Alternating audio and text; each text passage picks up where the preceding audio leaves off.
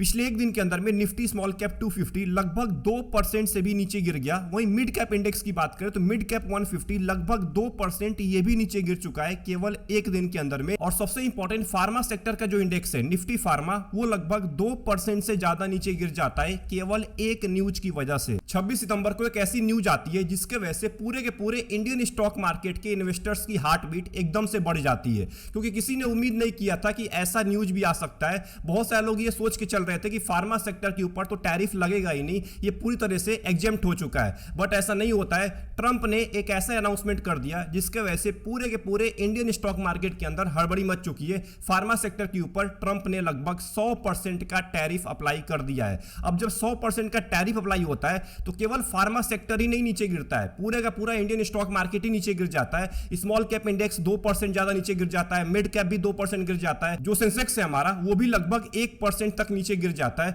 मतलब पूरे Indian stock market के अंदर हड़बड़ी मच जाती है केवल एक न्यूज की वजह से। लेकिन यहां पे एक बहुत बड़ा सवाल निकल के आ रहा है कि अभी के टाइम में जो इंडियन स्टॉक मार्केट के अंदर कुछ टाइम से गिरावट चल रहा है, मार्केट ऊपर जाने का नाम ही नहीं ले रहा है, क्या इसके पीछे केवल ट्रंप रीजन है, केवल ट्रंप की वजह से मार्केट नीचे गिर रहा है, या इसके पीछे कुछ और बड़े रीजंस हैं जो बहुत ही छुपे हुए हैं, जो बहुत ही ट्रंप के आड़ में छुप चुके हैं, जो बहुत सारे लोगों को पता भी नहीं है कि आखिर में उन रीजन से मार्केट नीचे गिर रहा है। इस पूरे वीडियो के अंदर मैं आपको डिटेल में बताने वाला हूं कि इंडियन स्टॉक मार्केट में जो कुछ टाइम से गिरावट चल रही है, इसके पीछे का रीजन क्या है, ट्रंप ने जो अभी के टाइम में टैरिफ अप्लाई किया है इसके वजह से आपके इन्वेस्टमेंट पे क्या इंपैक्ट पड़ सकता है, मार्केट पे क्या इंपैक्ट पड़ सकता है, एंड एक रिटेल इन्वेस्टर्स को आगे क्या करना चाहिए, कैसे इन्वेस्टमेंट करना चाहिए, इन सभी मुद्दों के बारे में हम इस पूरे वीडियो के अंदर बात करने वाले हैं। तो इस पूरे वीडियो को एंड तक वॉच करिएगा, क्योंकि आपके फ्यूचर के डिसीजंस इस पूरे के पूरे वीडियो पे डिपेंड होने वाले हैं। सबसे पहले बात कर लेते हैं कि इंडियन फार्मा का आखिर में अमेरिका के साथ क्या कनेक्शन है। अब देखिए, अगर बात करें भारत की ना, तो भारत पूरे दुनिया के अंदर में सबसे बड़ा जेनेरिक मेडिसिन का सप्लायर है। इस वर्ड को याद रखिएगा, जेनेरिक मेडिसिन का सप्लायर है पूरे के पूरे दुनिया के अंदर में, मतलब सबसे ज्यादा एक्सपोर्ट करता है भारत जेनेरिक मेडिसिन को। अब अगर बात करें अमेरिका की, तो अमेरिका अकेले इंडिया का जो पूरा का पूरा एक्सपोर्ट होता है ना फार्मा सेक्टर का, उस पूरे एक्सपोर्ट का 35% शेयर लेके बैठा हुआ है। मतलब दुनिया में भारत जितना भी एक्सपोर्ट करता है फार्मा को, उसमें से 35% अमेरिका को जाता है। लगभग फाइनेंशियल ईयर 2025 के अंदर में 10 से लेके 11 बिलियन डॉलर का एक्सपोर्ट किया है भारत केवल अमेरिका को, लगभग 35% पूरे एक्सपोर्ट का। अब ये देखने के बाद एक चीज यहां पे क्लियर हो चुकी है कि भारत का जो स्ट्रेंथ है वो ज्यादातर जेनेरिक मेडिसिन के अंदर है, लो कॉस्ट मेडिसिन के अंदर है। मतलब भारत जो है वो जाना जाता है कम दाम के अंदर दवाइयां बना के और कम दाम के अंदर बेचने के लिए। इसीलिए अमेरिका सबसे ज्यादा भारत से इंपोर्ट कराता है मेडिसिन अपने देश के अंदर में, क्योंकि अमेरिका के अंदर दवाइयां बहुत ही ज्यादा महंगी बिक रही होती है, वहां पे जो खर्चे होते हैं ना दवाइयों के वो बहुत ज्यादा होते हैं, इसीलिए भारत से जो दवाइयां जाती हैं वो कम दाम के अंदर जाती हैं। अब अभी के टाइम में जो ट्रंप ने 100% का टैरिफ अप्लाई किया है फार्मा सेक्टर के ऊपर, ये अप्लाई किया है ब्रांडेड ड्रग्स और पेटेंटेड ड्रग्स के ऊपर। मतलब इन्होंने जेनेरिक मेडिसिन के ऊपर टैरिफ नहीं अप्लाई किया है। आप ये मत समझिएगा कि पूरे फार्मा सेक्टर पर ही अप्लाई हो गया है सारे के सारे मेडिसिन के ऊपर, नहीं, इसमें जेनेरिक मेडिसिन को एग्जेम्प्ट किया गया है अभी के टाइम में, केवल ब्रांडेड और पेटेंटेड ड्रग के ऊपर ही अभी के टाइम में 100% का टैरिफ अप्लाई किया गया है। अब देखिए, फ्यूचर की बात अलग है, फ्यूचर के अंदर में अगर ट्रंप का दिमाग घूम जाता है तो वो जेनेरिक मेडिसिन के ऊपर भी टैरिफ अप्लाई कर देंगे, उनका कोई भरोसा नहीं है। उनका देश भले ही लूट जाए, उनके देश के अंदर में भले दवाइयों की कमी हो जाए, बट वो अमेरिका को ग्रेट बनाना चाहते हैं। अब इसके चक्कर में वो इंसान आज के टाइम में कुछ भी करने के लिए तैयार है। तो यहां एक बात तो क्लियर हो गई कि अभी के टाइम में जेनेरिक मेडिसिन के ऊपर कोई भी टैरिफ नहीं अप्लाई हुआ है, बट इसके बावजूद भी केवल इस न्यूज की वजह से फार्मा सेक्टर के बहुत सारे स्टॉक्स, जैसे कि सन फार्मा हो गया, डॉक्टर रेड्डी हो गया, सिप्ला हो गया, लुपिन हो गया, ये जो स्टॉक्स है ना फार्मा सेक्टर के, इनके अंदर एक भारी गिरावट आपको देखने को मिला है केवल एक दिन के अंदर में।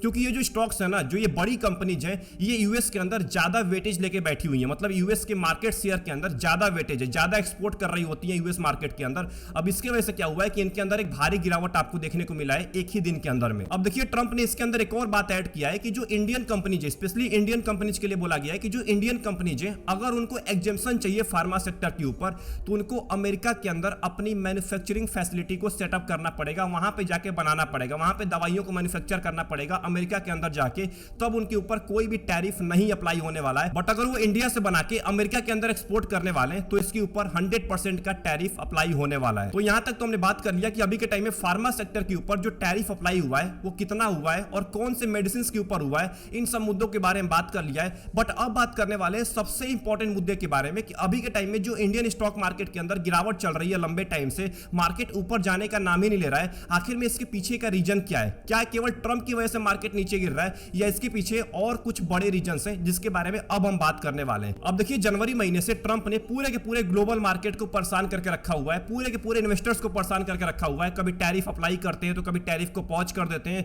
तो कभी बहुत ज्यादा टैरिफ अप्लाई कर देते हैं, तो कभी टैरिफ को कम कर देते हैं। अब इन सब रीजन से क्या हुआ है ना कि अनसर्टेनिटी बहुत ज्यादा बढ़ चुकी है ग्लोबल मार्केट के अंदर में। और अभी के टाइम में तो स्पेशली वो इंडियन मार्केट को बहुत ज्यादा टारगेट कर रहे हैं, क्योंकि इंडिया रसिया से क्रूड ऑयल खरीदता है। अब इसके वजह से उनका दिमाग और ज्यादा घूम चुका है। उनका कहना अभी के टाइम में भारत फंड कर रहा है रसिया यूक्रेन वॉर के लिए। अब इसके वजह से वो टैरिफ पे टैरिफ अप्लाई कर रहे हैं भारत के अंदर। अब इसके वजह से इंडियन मार्केट में और ज्यादा अनसर्टेनिटी बढ़ चुकी है। बट यहाँ पे केवल अभी के टाइम में ट्रंप रीजन नहीं है इंडियन स्टॉक मार्केट को नीचे गिराने के लिए, इसके पीछे कुछ डोमेस्टिक रीजन भी है। सबसे पहला और सबसे बड़ा रीजन आता है ओवर वैल्यूएशन।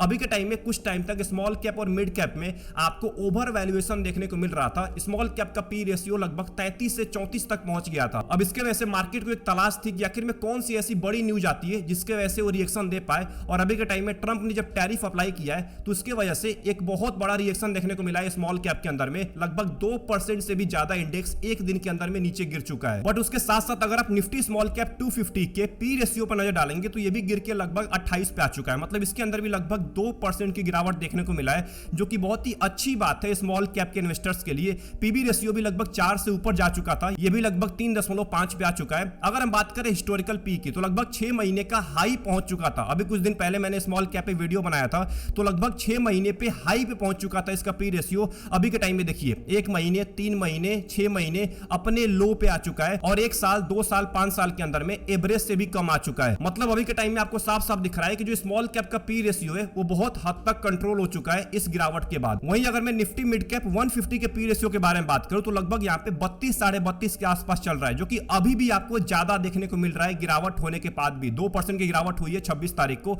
उसके बाद भी 32 का पी चल रहा है और पीबी रेशियो देखिए लगभग 4.5 के आसपास चल रहा है। मतलब अभी भी वैल्यूएशन बहुत ज्यादा हाई है मिड कैप के अंदर। वहीं अगर बात करूं मैं हिस्टोरिकल पी की तो हिस्टोरिकल पी आपको बहुत ही बढ़िया देखने को मिल रहा है मिड कैप का।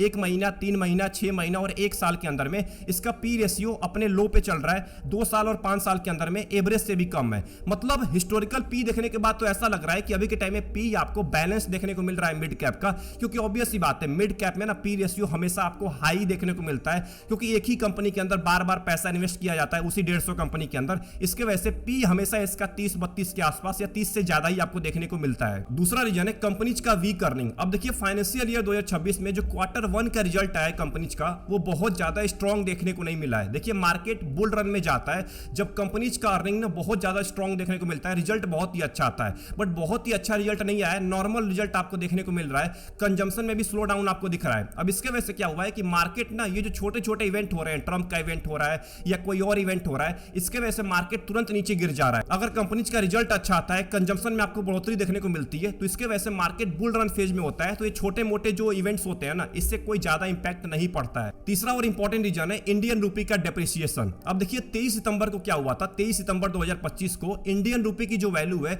वो 88 रुपए से भी नीचे जा चुका है। मतलब अपने ऑल टाइम लो पे जा चुका है डॉलर के अगेंस्ट में।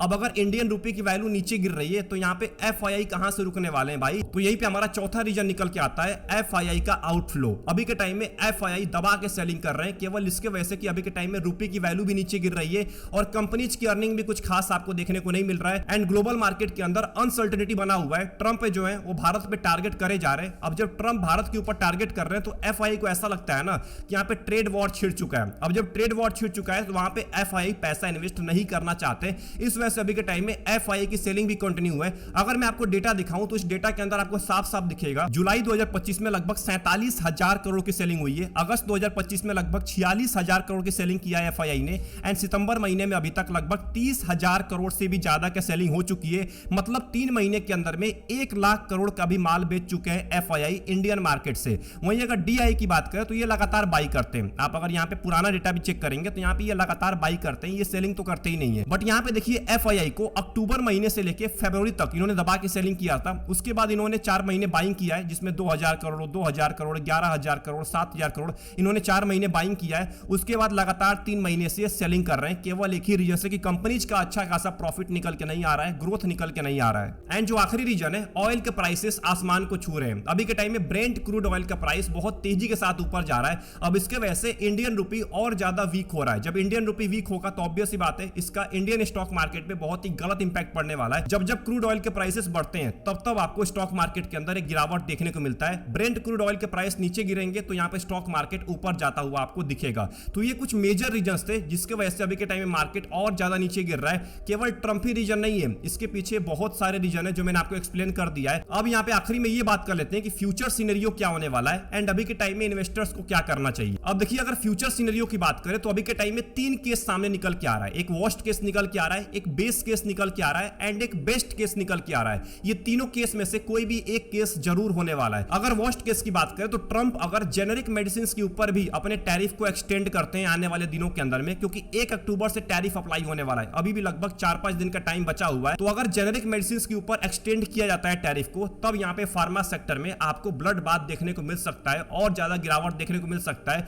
और हो सकता है कि इंडियन स्टॉक मार्केट में भी एक भारी गिरावट आपको देखने को मिले आने वाले कुछ हफ्तों के अंदर में। अगर बात करें अभी के टाइम में बेस केस की, तो ट्रंप अगर ब्रांडेड ड्रग्स तक ही लिमिटेड रखते हैं अपने टैरिफ को, तो अभी के टाइम में मार्केट के अंदर आपको शॉर्ट टर्म में गिरावट देखने को मिल सकता है। 1 अक्टूबर को जब टैरिफ अप्लाई होगा तो थोड़ा बहुत गिरावट देखने को मिल सकता है, उसके बाद मार्केट अपने रिकवरी फेज में आ सकता है। ये बेस केस बता रहा हूं। बट अगर बात करें बेस्ट केस की, तो अगर भारत और अमेरिका के बीच इसको लेके नेगोशिएशन किया जाता है या इसको और ज्यादा आगे बढ़ा दिया जाता है, मतलब 1 अक्टूबर से डेट बढ़ा के और आगे कर दिया जाता है, तो मार्केट के अंदर आपको तेजी देखने को मिल सकता है इस केवल न्यूज की वजह से। बट ये अभी के टाइम में तीनों केस पॉसिबल है, आने वाले दिनों के अंदर में आपको ऑटोमेटिक पता लग जाएगा। बट अगर बात करें कि अभी के टाइम में retail investors, mutual fund investors या स्टॉक मार्केट के इन्वेस्टर्स को अभी के टाइम में क्या करना चाहिए, सबसे पहले तो आपको अभी के टाइम में पैनिक सेलिंग से बचना है। अभी के टाइम में मैक्सिमम लोग पैनिक सेलिंग करते हैं, मार्केट को छोड़ के बाहर निकलते हैं। आप अभी तक जैसे मार्केट में पिछले 1 साल से टिके हुए हैं ना, मार्केट में पैसा इन्वेस्ट कर रहे हैं, वैसे आपको अभी के टाइम में भी पैसा इन्वेस्ट करना है। ये मार्केट का बहुत ही बुरा फेज होता है और इस टाइम पे बहुत ज्यादा फ्रस्ट्रेशन होता है कि यार अभी तो मार्केट ऊपर जा रहा था, फिर से मार्केट नीचे गिर गया। ये बहुत ही फ्रस्ट्रेशन वाला फेज होता है। तो इस टाइम पे पैनिक सेलिंग करने से बचना है। अगर आप किसी भी टाइप के इन्वेस्टर हैं, म्यूचुअल फंड के इन्वेस्टर हैं, तो एसआईपी कंटिन्यू रखिए। एसआईपी के ऊपर ज्यादा विश्वास करना है, लमसम से ज्यादा विश्वास करना है एसआईपी के ऊपर। अभी आपको लमसम करने से बचना है। मैं आपको फिर से बोल रहा हूं, लमसम मत करिएगा अभी के टाइम में, क्योंकि मार्केट के अंदर बहुत ज्यादा अनसर्टेनिटी चल रहा है। आगे कुछ भी हो सकता है, आगे एक भारी गिरावट भी आ सकती है, तो इसके वजह से लमसम करने से बचिए। हर महीने आपको एसआईपी कंटिन्यू रखना है। दूसरा, अभी के टाइम में आपको फार्मा सेक्टर से थोड़ा बच के रहना है, या उन कंपनीज के अंदर पैसा इन्वेस्ट करना है फार्मा सेक्टर के जिनके अंदर यूएस डिपेंडेंसी बहुत ज्यादा कम है, जो यूएस को एक्सपोर्ट कम करते हैं, उनके अंदर आप पैसा इन्वेस्ट कर सकते हैं। या अगर आप किसी भी सेक्टोरल म्यूचुअल फंड के अंदर पैसा इन्वेस्ट कर रहे हैं, तो वहां पे भी आपको इन बातों का ध्यान रखना है। तीसरा, जो कि सबसे इंपॉर्टेंट पॉइंट है, जो कि सारे इन्वेस्टर्स के ऊपर अप्लाई होने वाला है, जो अभी के टाइम फेज चल रहा है ना, ये आपके लिए अपॉर्चुनिटी का भी काम कर सकता है। इस टाइम पे आप अगर ज्यादा पैसा इन्वेस्ट करते हैं, अगर अपने एसआईपी को कंटिन्यू रखते हैं, तो यही आपको ज्यादा यूनिट्स आपको बाद में जाके ज्यादा रिटर्न दे सकते हैं। तो इस बात को ध्यान रखिए, ये एक अपॉर्चुनिटी भी होने वाला है एक रिटेल इन्वेस्टर के लिए। बट अगर आप इसको अपॉर्चुनिटी की बजाय कुछ और देखेंगे, तो ये आपके लिए बहुत ज्यादा घाटे का सौदा भी हो सकता है। तो आई होप आपको समझ में आ गया होगा कि बतौर रिटेल इन्वेस्टर आपको अभी के टाइम में क्या करना है। सबसे इंपॉर्टेंट, आपको मार्केट में बने रहना है। कितनी भी गिरावट हो जाए उससे आपको कोई फर्क नहीं पड़ना चाहिए, क्योंकि ये शॉर्ट टर्म की गिरावट है और शॉर्ट टर्म की गिरावट से लंबे टाइम के इन्वेस्टर्स पे ज्यादा कुछ इंपैक्ट नहीं पड़ता है। अगर आपका गोल अगले 10 साल का, 15 साल का, 20 साल का है, बट अगर आपका गोल ही केवल 1 साल का है और आपने स्टॉक मार्केट के अंदर पैसा उठा के डाल दिया है, तब तो भाई आपको अभी के टाइम में पैसा निकाल लेना चाहिए, क्योंकि आपके लिए स्टॉक मार्केट नहीं बना हुआ है। तो आई होप आपको ये पूरी वीडियो पसंद आई होगी। अगर आपको इस पूरे वीडियो को देखने के बाद कोई भी डाउट चल रहा है आपके माइंड के अंदर, कोई भी डाउट चल रहा है, तो कमेंट बॉक्स खाली पड़ा हुआ है, कमेंट बॉक्स के अंदर टाइप करना मत भूलिएगा।